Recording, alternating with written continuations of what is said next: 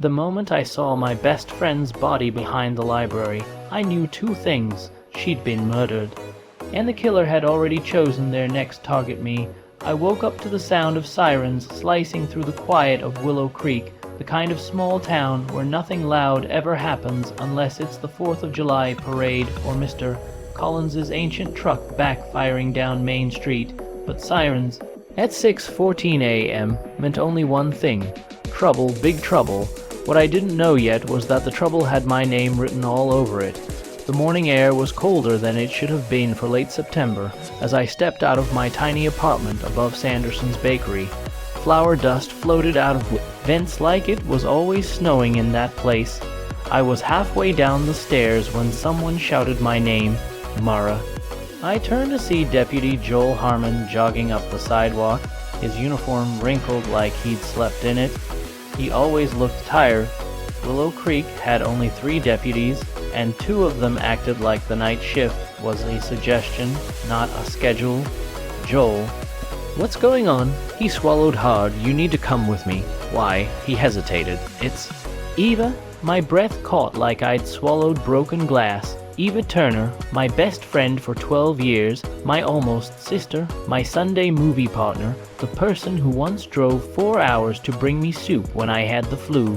What about her? I whispered. Joel didn't answer. He just led me behind the Willow Creek Public Library, and then everything inside me went cold. Eva lay on the ground, her red hair tangled like a spilled secret, her eyes frozen on the gray sky. Police tape fluttered in the breeze above her. Officers moved quietly, their voices low, respectful. My knees buckled. No, no, no, no, Eva. A hand steadied me. Sheriff Calloway, broad, stern, and tired of being in charge of a town that pretended it didn't need him. Mara, he said quietly, we need to ask you some questions. Questions? My voice cracked. About what? She's my friend. He exchanged a look with Joel. That's when I felt it. The shift, like the ground had tilted sideways. They didn't bring me here because I was her friend. They brought me here because they thought I knew something, or worse, because they thought I did something. Interview rooms smelled like old coffee and older excuses. Sheriff Calloway slid a small plastic evidence bag across the table. Inside was a silver bracelet with my initials engraved. I stared at it, confused. That's mine. It went missing last week. It was found near Eva's body. It must have fallen. Someone must have taken it. Sheriff, I didn't even know she was. You two argued recently, didn't you? My chest tightened. We didn't argue. She just canceled plans a few times. I thought she was stressed. Calloway didn't react. He just took notes in that maddening, slow way that made every scratch of his pen feel like a verdict. What were you doing last night? He asked. Working. I swallowed. My shift at the diner ended at 11. I came home and anyone see you after? No. I was alone.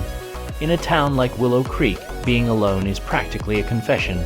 I should have gone home, pulled the covers over my head, pretended the world outside wasn't unraveling. But instead I found myself standing in front of Eva's house that evening.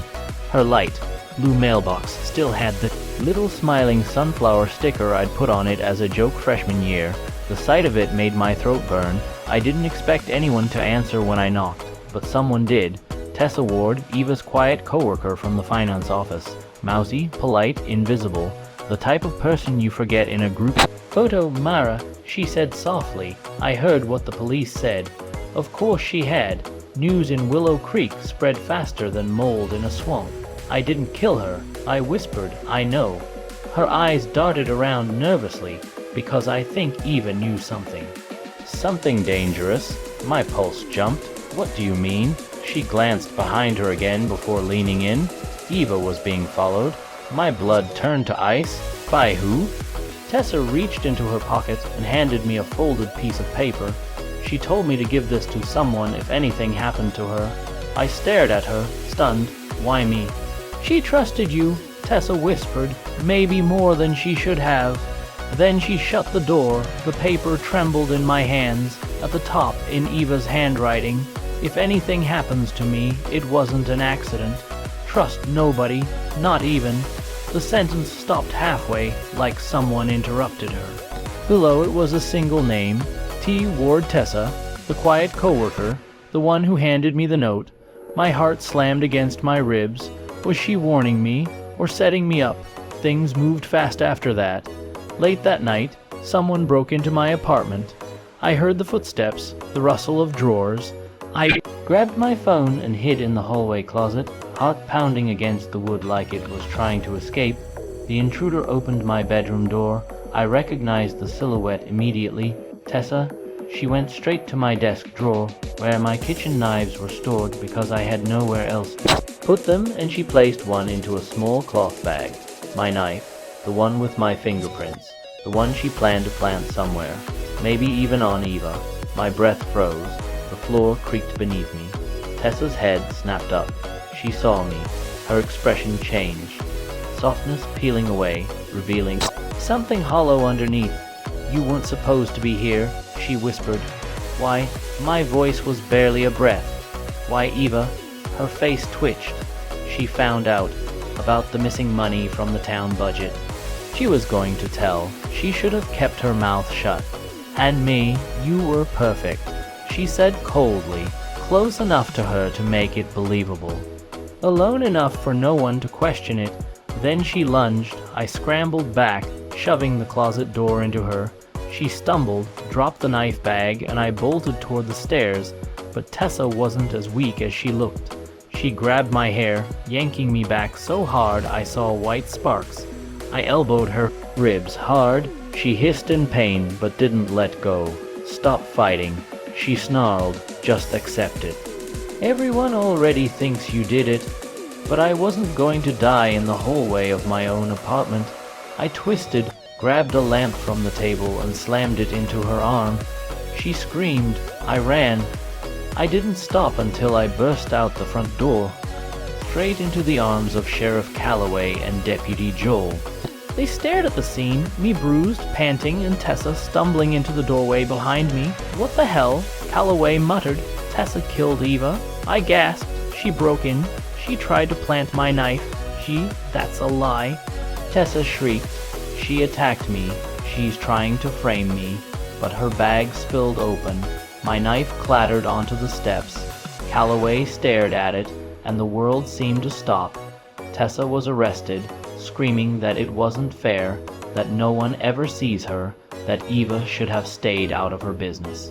In the end, it was all about money, embezzled funds, forged documents, and Eva stumbling onto the truth. The quiet coworker, the polite friend, the girl no one noticed. She was the killer, the unexpected one, the one Eva herself had begun to fear. When the trial ended months later, I sat alone.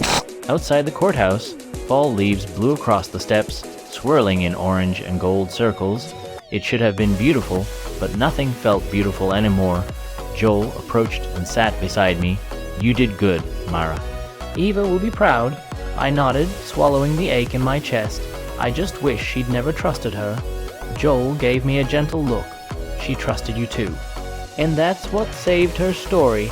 I closed my eyes, maybe so, but as I stood there under the gray morning sky, one truth echoed in my mind. Sometimes the friend you trust the least is the one standing behind you with the knife.